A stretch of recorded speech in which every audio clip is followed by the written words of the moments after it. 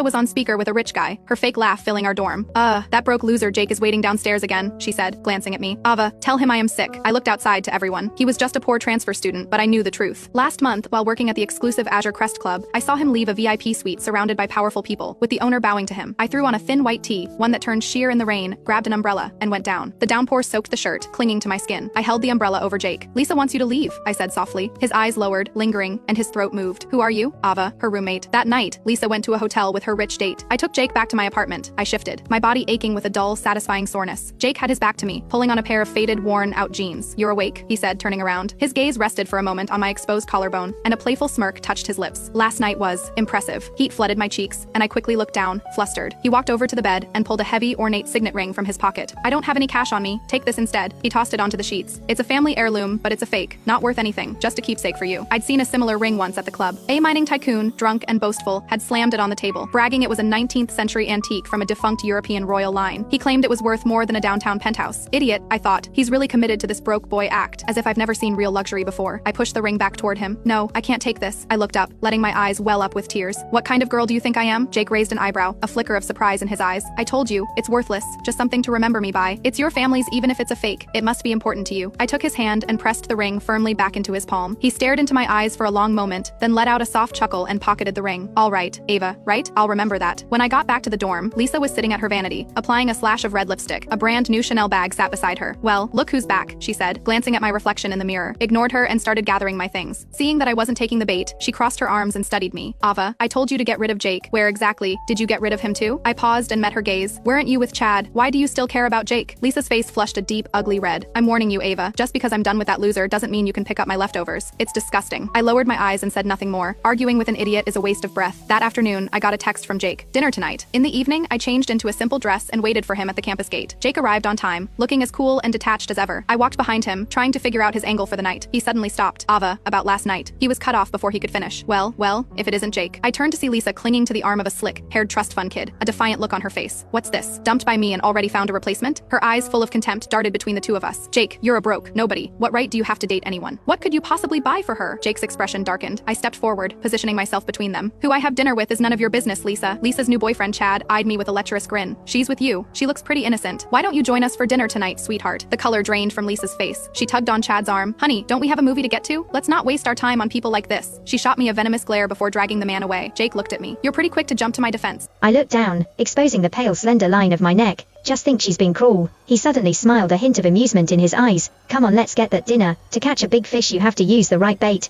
Little did I know, this dinner would expose his true identity.